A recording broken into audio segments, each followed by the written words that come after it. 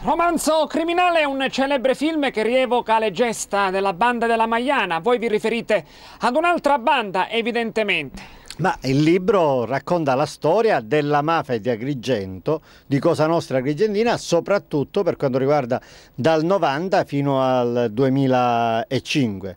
Racconta storia di omicidi, di estorsioni, di collusioni gravissime con la politica, di destra e di sinistra. Il libro consente di chiudere anche una partita politica, ma di questo ne parleremo domani alla presentazione.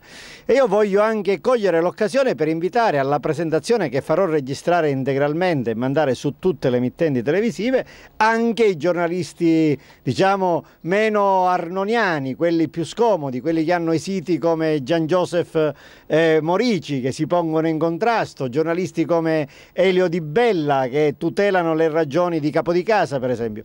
La conferenza stampa sarà un grande momento di libertà, avremo la possibilità di fare tutte le domande che vogliamo sul contesto che viene fuori dal libro, sulla storia della mafia agrigentina, e quindi sarà un grande momento di lotta alla mafia, perché la libera informazione, voglio dirlo a Franco Castaldo che non fa libera informazione, il libro lo spiega in ordine alla lotta alla mafia, la libera informazione è il miglior alleato di chi vuol combattere realmente l'organizzazione criminale Cosa Nostra.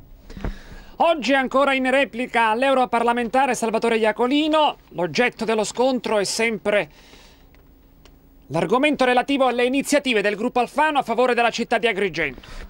Io ringrazio Totò Iacolino per il suo intervento polemico di ieri, perché chiarisce agli agrigentini, se ancora ve ne fosse bisogno, qual è lo scontro vero. Zambuto oggi viene dimensionato per quello che ha scelto di essere, cioè una ruota di scorta del gruppo Alfano Iacolino, e contro questo gruppo, che è stato già battuto dagli elettori.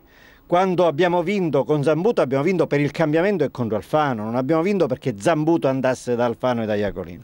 E allora oggi io dico a Iacolino: caro Iacolino, il problema è che non si può nascondere, sono di dimensioni abbastanza elevate le situazioni di disastro dell'ex carcere di San Vito e della ex palestra di Villa Seta, trasformata ad Ola Bunker e poi abbandonata. Sono di dimensioni molto rilevanti, solo un po' più piccole le dimensioni dell'ex carcere, delle vostre responsabilità che sono enormi. Siete state voi a scegliere Piazza come sindaco di Agrigento, siete stati voi, Alfano e tu, a rieleggere Sodano e a eleggerlo anche la prima volta sindaco di Agrigento. E se la città è in una situazione di disastro enorme, la responsabilità non può essere che vostra. E anche Alfano, da ministro, e concludo, non ha fatto assolutamente nulla per situazioni di questo rilievo, quali quelle dell'ex carcere di San Vito abbandonato, dell'ex palestra. Comprendo che queste cose bruciano nell'imminenza delle elezioni per eleggere il sindaco, ma questo va messo innanzi alla città in modo che possa scegliere tra Arnone, che sarà il candidato di Beppe Lumia, di Benedetto Adragna e della parte migliore della politica e della democrazia agrigentina, e il gruppo Alfano, che appoggerà, come ha detto lo stesso Iacolino, e lo ribadisco, come ha detto pubblicamente Iacolino, Marco Zambuto.